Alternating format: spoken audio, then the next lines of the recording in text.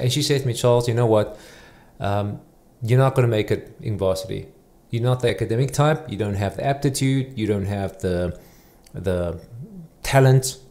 Go to Technicon, learn something with your hands, and maybe life will be okay. Those are the words she spoke over me.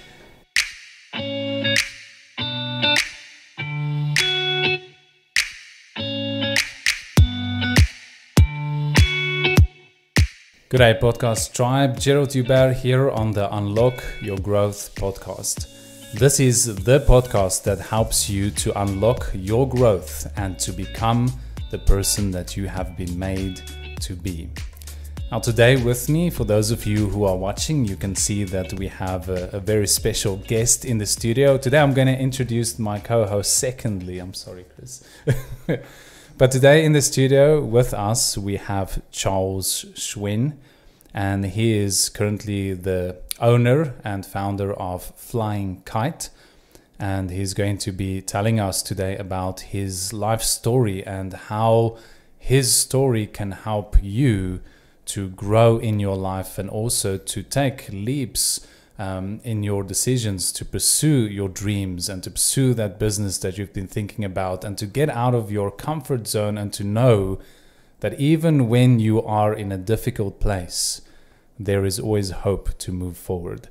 And with me in the studio is my co-host also, Christian Nyambui, and he's going to be chatting with us today as well. So welcome Charles, welcome Christian, thank you for being here. Thank you, Gerald. Thank you, Christian. It's been a pleasure. And for you, those of you that are listening or watching on YouTube, Gerald thought long and hard before the intro. So thank you for that. There was a lot of deep thought. It's always difficult to start something, you know, but once you get rolling, then I think there's a story in that as well. So. Okay, but Charles, maybe we can start with you sharing a little bit about where you are today, what you're doing right now. I know that you have Flying Kites and you also have an awesome podcast that I love listening to. I'm really inspired by your podcast, and we'll give all the links and the references at the end of the podcast if anybody wants to go listen to that. But what are you up to these days? Where are you at right now in your life? And then we can take it from there back. Sure, that's a loaded question. Let me rewind that and start from the beginning, as to how I got here. There's always a backstory. So, growing up, if I remember correctly, at the age of 5, I was diagnosed with ADHD, and I was such a hyperactive kid, always getting into trouble. The things that I heard growing up the most is, "Why can't you just sit still? Like, stop talking and just." Why don't you do your homework?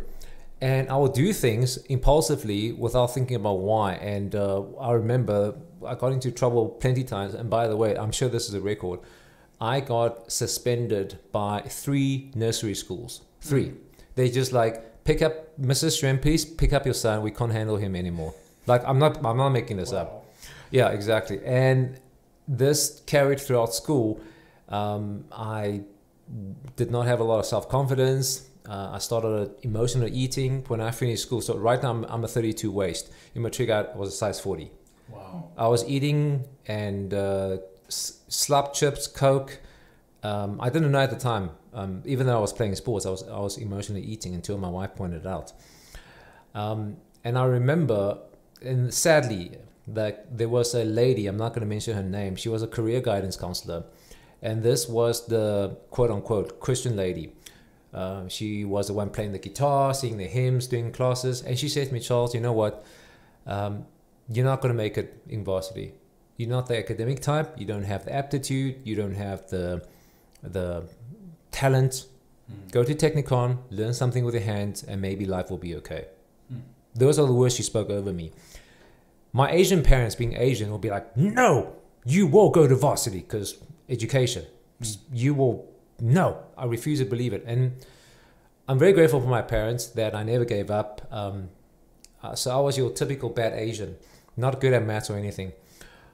I had to repeat 2 grades, bad Asian, because I just couldn't focus. But I'm very grateful that I pushed through, and today I've got a postgraduate degree in marketing. So I'm very grateful for my parents and the grace of God that helped me go through this.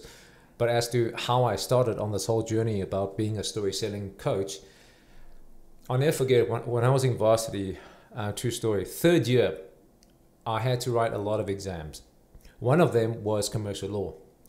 Commercial law is a year subject, not a semester. So it's based on your whole year's average. I went in there, I kid you not, with 30%. You need 50% to pass. If I don't pass all my subjects, I wouldn't get my degree. I'm like, there's no way I'm going to stay behind just to pass commercial law. So December time comes.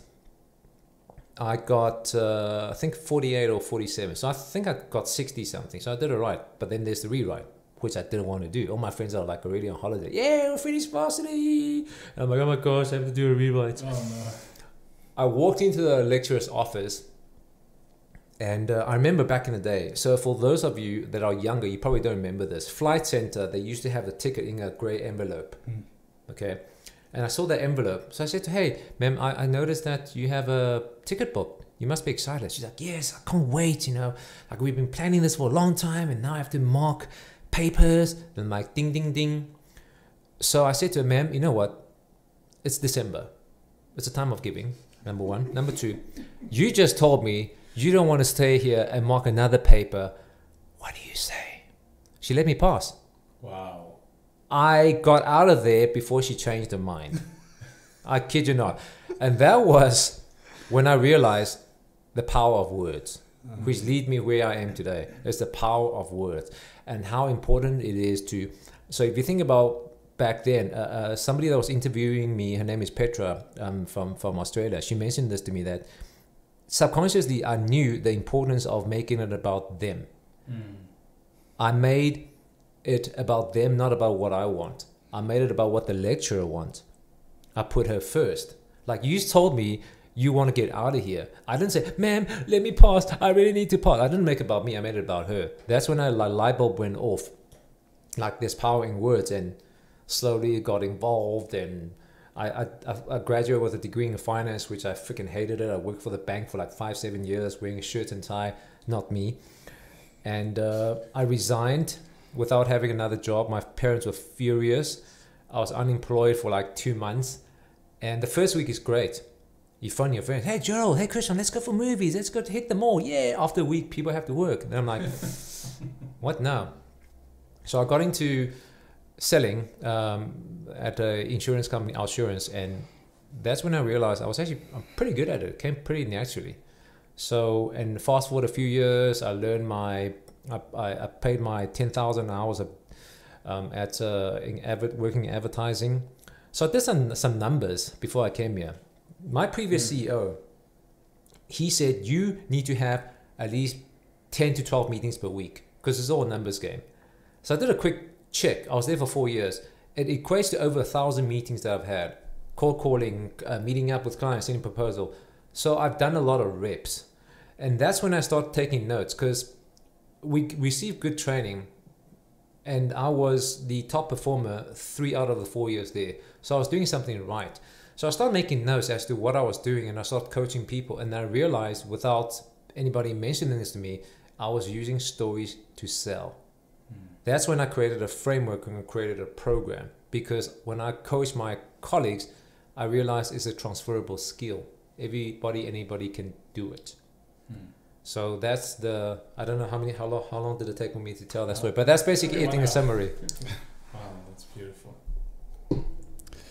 That's awesome. So you were working for this company, and then did you feel that your diagnosis with ADHD, did that hinder you at all while you were working, or did you kind of at this stage already overcome the challenge of having to live with that? Okay. So I was put on Ritalin from the age of 5 until 16. Until when I was 16, I just refused to take it. I said to my parents, listen, I'm not a drug addict. Don't tell me to go pop another pill. And it has side effects. So I was on, like I said, Ritalin. It does work, but I had side effects. For example, paranoia as a kid. In grade 2, I had paranoia, but I didn't know what that was. I told my mom a few years ago. She's like, why didn't you tell me? I'm like, I'm grade 2. I don't know what paranoia is. you know. But anyways, so I learned to cope with it. So on the top subject of ADHD, it's like having a brain that is a Ferrari engine but have bicycle as brakes. That's the best way I can put it. So three things. Again, I'm not a disclaimer. I'm not a healthcare professional. I'm not giving medical advice. I am the patient zero myself. So the three things I've noticed about ADHD, and this is how I've learned to overcome it, is the three things people normally say is you're highly distracted, you are impulsive, and you can't stop moving, hyperactivity. But let's flip it around. The opposite end of distraction is curiosity. Hey, what's this? What's going on here? I'm always reading. Curious. When it comes to impulsiveness, I call it creativity gone right, because you, like penicillin was invented by accident. You try and error. The third thing, hyperactivity. I'm 40 something. I call it having energy. You know, so it's not a bad thing. So to answer your question, I'll never forget one of my sales manager at the time. His name is Alex, and he knows me for a long time. He says to me, Charles, you're impulsive, but the good thing about that is what makes you really good at selling is you take action. Wow. I'm like, yeah, because I need things to happen. I take action. That's why I'm always trying to drive. I don't let a no get me down. I always trying to make it work. So I'm like, that's when I started thinking like, yeah, there's actually good to it. And I obviously have friends that accept me for who I am, and by the grace of God that I accepted that this is my superpower. Wow, I like that. I like that what you just said, that it's your superpower.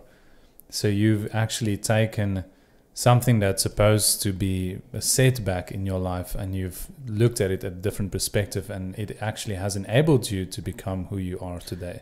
But as a famous quote from Spider-Man, with great power comes great responsibility. And let me explain to you why. So like Samson, power can protect or can destroy. Words can heal, words can kill.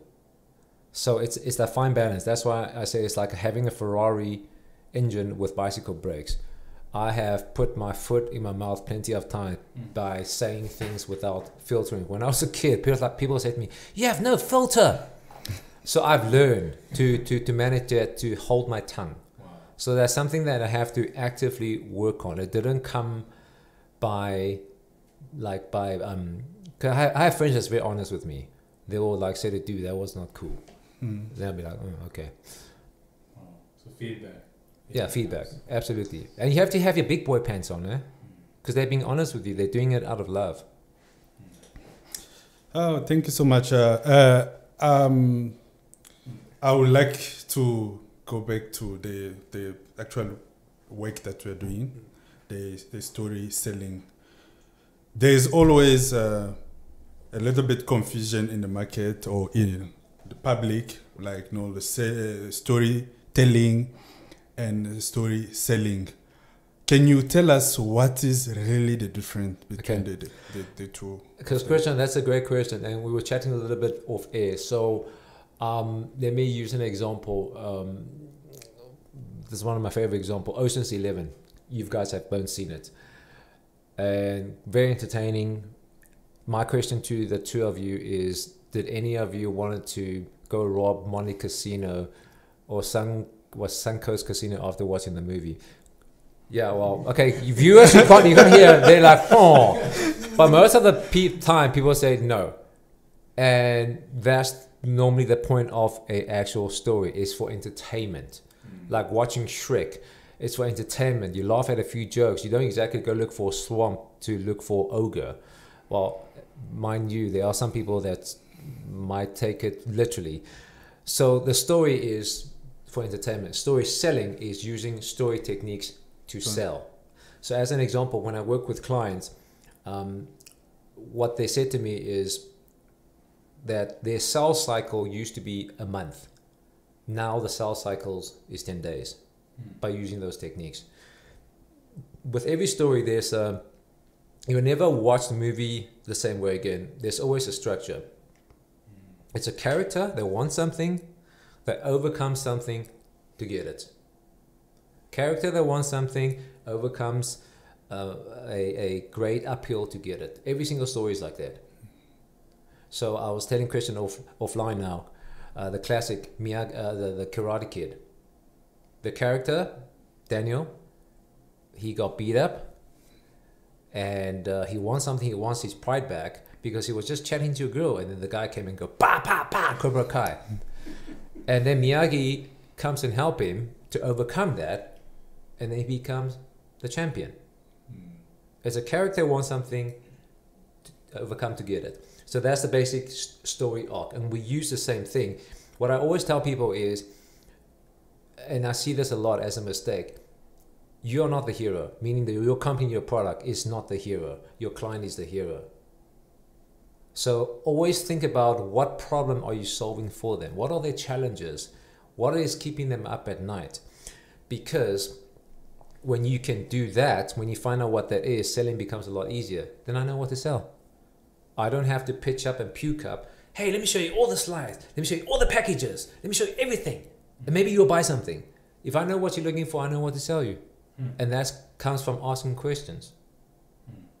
That's why a big part of our story, I actually simplify it. It's all about words. Words control discussions. Discussion control relationships. Relationships control business. Wow. By using words. What are we doing now? Words. Wow. Everything's about words. Email, words. Presentation, words. LinkedIn post, words. Sermon, words. Everything is words. That's all I'm doing. Helping people to craft their words.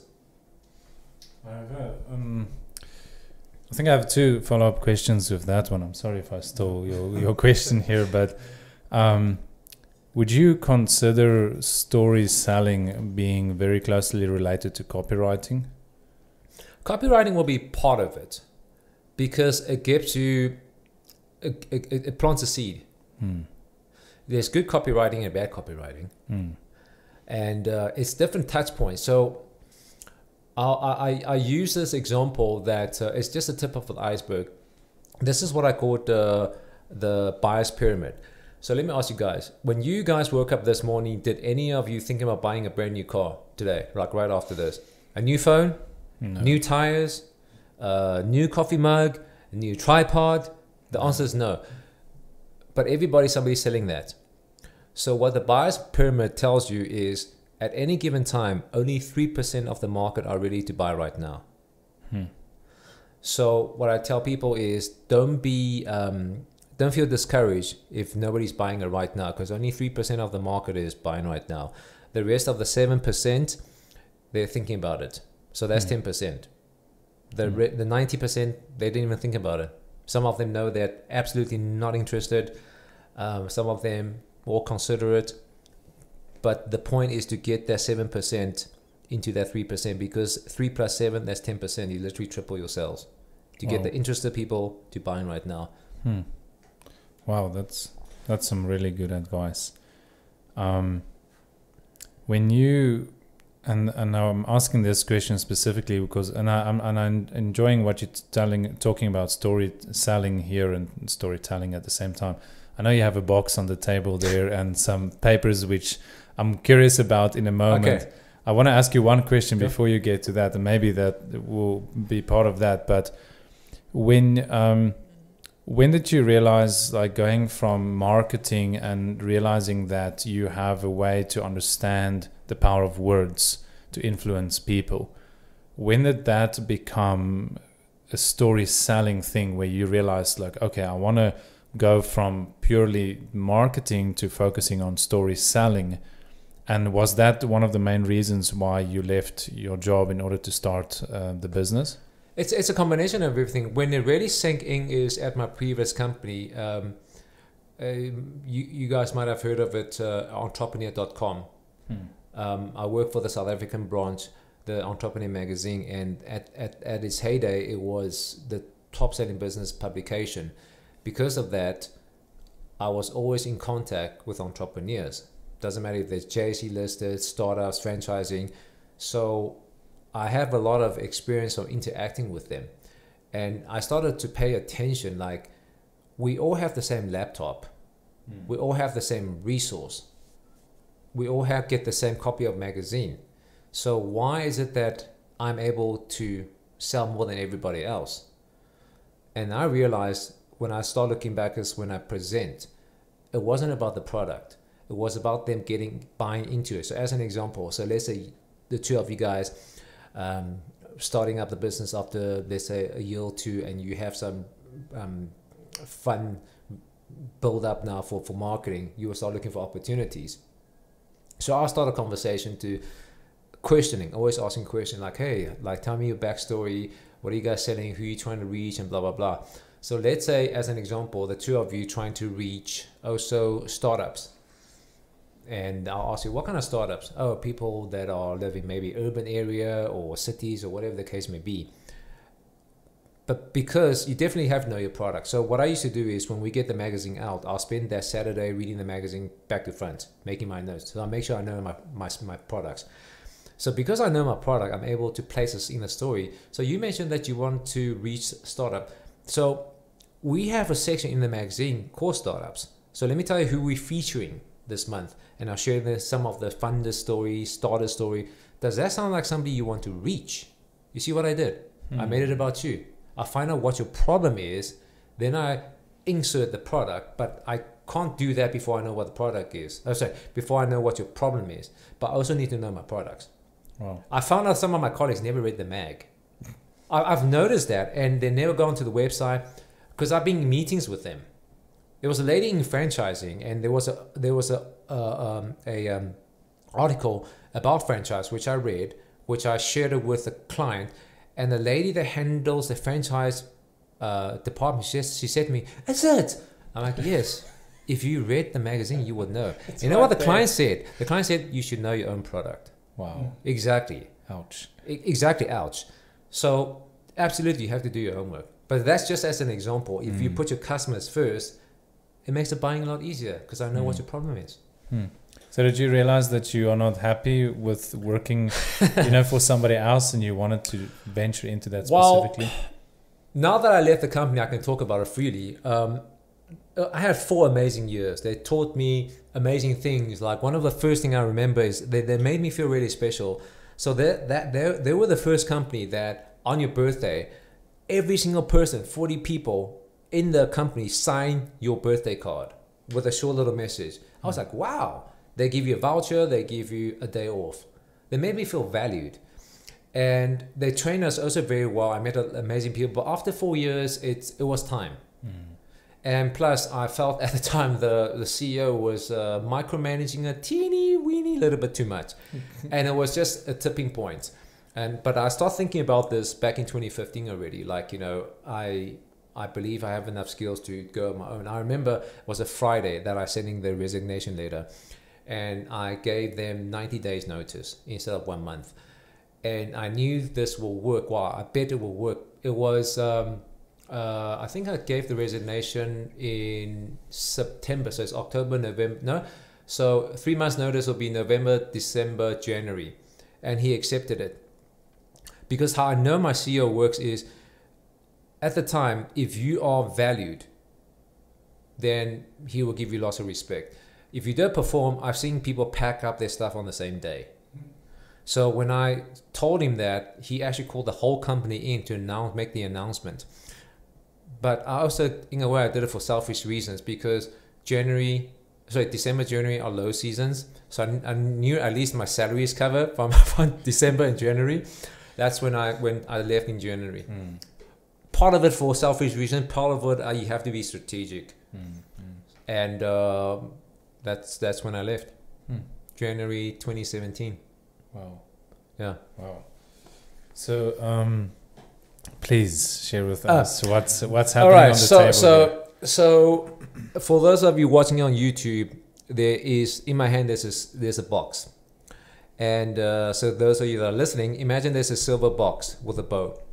So what's the point of this? I carry this with me to most of my business meetings. Now in Ephesians 4:29 spoke about the word, let no unclean words come out of your mouth, but only words that will edify. So let no words, unclean meaning unwholesome words that will break people down, but only words that will edify, that will build people. I take this with me as a reminder. So whoever works with me, I will only speak words that will build you up. Because words should be like a silver box with a gift on top, with a ribbon on top. It's a gift. So I use this and I carry this with me. I given this to my wife. We have it in a few places at home. So let's say if we get into an argument, she'll be like, "That's not a silver box." Like, you are right. You're absolutely right. And then my anger just goes down. It was just a nice, because it's visual. It's a silver box with a bow on top. It's a gift. Wow. So that's the genesis behind that. Wow. I didn't come up with that. As a lady, I heard her name is Lawrence, I forgot her surname, but she came up with it. I'm like, wow, that's brilliant. So I stole it. Wow, that's beautiful. Thank you. I mean, I'm definitely going to remember that. We need to get a silver box in the studio here. Silver box with a bow on top. It's a gift. Exactly. And then you have some charts there, and I know there's a whole story behind that, which also did that story start before your last job that you worked at? No. So I had a fair amount of understanding if I'm working for an entrepreneur company about, like, you need to save up and you need to plan and all that stuff. So I saved up 3 months salary, which definitely wasn't enough. I landed my first client 7 months later. So my savings was gone. I had to for the first time in my life, I started getting into credit card debt.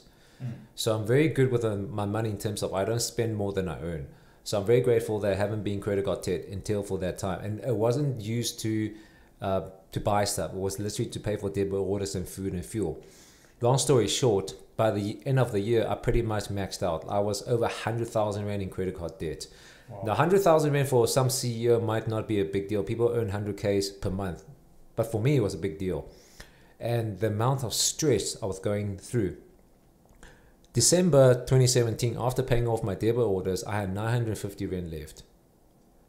Wow. Like, that's like the lowest point. 950 Rand left. And I met my wife, I told her about my story, and so she came up with this idea, and I'm going to describe it, and I'm going to show it in the camera too. She gamified the whole thing. She called it Operation Blue Star. What a rubbish name. Wow. I would have called Operation Debt Free, but what the heck is Blue Star? So I'm basically holding up an A4 paper. That's basically what my wife has done is she gamified the whole thing. So the debt is counting down from 100K to 90K to 80, 70. So every time I hit a certain milestone, I can tick it off. Wow. So for example, if I from 100,000 to 99 to 90, so I can mark it. She gamified the whole thing. And as you can see here, on the 22nd of July was the day I paid off the debt. Oh, so 6 months. No. 2 years. Oh, 2 years. 2 years later. No. Wow. And then also along the way, she made it fun by, again, gamifying. So if I achieve certain things, I'll get a massage, dinner for two, Pharrell Williams, gamified, like whatever, sports massage. So these are things that I'll get. It kept it exciting because then I can mark it off. It's like a chart. I'm progressing. So that really helped. And guys, marry well. Best investment I've ever made. Marry well. Thank you so much for us who are not married. Guys, marry well. So you said that you have been working with entrepreneur even before you to quit your job. And then with the situation that's going on right now, we know that so many people want to start a business somewhere. What can you tell those one who want to start business? Well, first of all, there's I need to find out what their reason is. So sometimes people start business out of necessity. Sometimes they start because they have this burning, itching thing that they just know they need to do. So that's two different things. If If you're doing it out of necessity, that's one thing. But if you feel like you're doing it because you're making a difference, there's something else. I can only speak for myself. So if you want to start your business, and right now you currently are employed, one of the lessons I've learned, if I can go back, is start it part-time. I know sometimes people go full out. That's what I did. But from all the people I've interviewed, and I think it's like 80 or 90 people by now, I've noticed the importance of actually planning. And it will always take longer. It will always cost more. It's like very few people that I've interviewed that they start making money in their first month, cover their debit order and in their first month. Very, very few of them. If you believe you are the 1%, go for it. I wasn't the 1% and I got into freaking debt. And let me tell you, like my cholesterol was through the roof. I was so stressed. You don't want that. So as an example, what I could have done back then was start my YouTube channel, start my podcast while I was working there. There's nothing stopping me doing that, and start building up a name for myself. Start getting some reps in to find out is there a need for what I am pitching. Then I can refine in the process. I'm still getting paid, but I can use the weekends, the after. It just reduces risk. You know, and the one thing that I really say to people is you don't need funding per se. You need an economic right to exist. Meaning that if you have a product that is solving a burning problem for people, people will buy. If you like, a silly example, Vuvuzela. Remember back in the 2010, everybody was selling it. Where are they now? It was a fad. Same as the fidget spinner. You might have made a killing a month or two, but where are you now? It's not really sustaining. So if you can create a product that genuinely help people to solve a problem, and you can communicate it in a clear way, there will be a market for you. And price is not always an issue. Let me use that example. So let's use, because I have water here. So how much does a bottle of water cost, gentlemen? 10 Rand. 10 Rand. Okay. So, what depends where you buy. At the airport, definitely not 10 Rand. Okay, so let's for argument's sake, $10. What if I say to you that, Gerald, I can sell that bottle to you for 500 Rand. You'll pay me with no problem. You tell me I'm crazy. Let me paint you a picture. So let's say we're sitting in Pretoria. So let's say we go for a hike by the Groenkloof Nature Reserve. And it's the middle of December and it's freaking hot. And somehow we got lost. There's no cell phone signals. We ran out of water and we're thirsty. And I came out of nowhere to say, here's a bottle of water, but it will cost you $500. If you have $500 on you, you'll give it to me. That's my point. If you can justify the pain you're solving, people will pay. So it's all about the pain that you are solving. Absolutely. Like, why would you pay for something if it's not solving a problem for you? Unless you have lots of money, that's a different story. Now, pain, not always physical pain, could be, let's say clothes, it makes me feel better. Or certain supplements make me feel stronger. Or certain equipment makes me feel cool, or wearing certain sneaker it's a pain, it's a challenge, it's whatever you want to achieve. Then you'll pay for it. Like what you are saying, so to you're talking about the water, it's a very real pain. As you were saying, like the story selling, it's you have to make your product about your hero, like the client, the person that you want to sell to. So if you clarify your thoughts about the pain that those people are going through or the challenges, you make a product for them, they are going to buy it. Yes and no. Sometimes, so let's say it's not always the case. Nothing is foolproof, but it will increase your chances. So as an example, when Henry Ford designed the Model T, he said if you had to ask people at the time what they need, they would say a faster horse. So it really depends. But I'm talking about a better way. If you want to look for gaps, as an example, entrepreneur. I know I have friends. They're always looking for ideas and this and this and this, and it never came to fruition because it's not solving a real problem. So I'll give you an example. One of the ladies I interviewed, her name is Kimberly Taylor, and we were talking about this off air. She's got clients in Checker 60, Kauai, Nando's, the delivery platform, right? Somebody needs to build it. Well, she's 26 and she freaking like built a logistic platform. How that came to her was it was a project in varsity to solve the traveling salesman situation, in terms of they were trying to figure out what route it takes to help them delivery guy get them quicker without wasting time, traffic routes, real-time platform, make sure that you can track the driver. It was a real problem. And that even after the project, she said it just wouldn't go away. Like, she had to do something about it. She saw the potential, and look at it today. Wow. She solved the real problem. I mean, I freaking love Checker 60. You click, you buy, next thing you know, hey, it's here. But somebody designed it to solve a real problem. Wow. As an example. Wow. Well, unfortunately, we've come to the end of our discussion for today, but we'll definitely have to, how can I say, lure Charles back into the studio at some time. The pleasure will be mine. The pleasure will be mine. It's really been, I've really enjoyed the discussion. Thank you so much, Charles, for coming in here and just edifying us, with words that build up and telling your story. And I know there's a lot of story that we didn't even get to.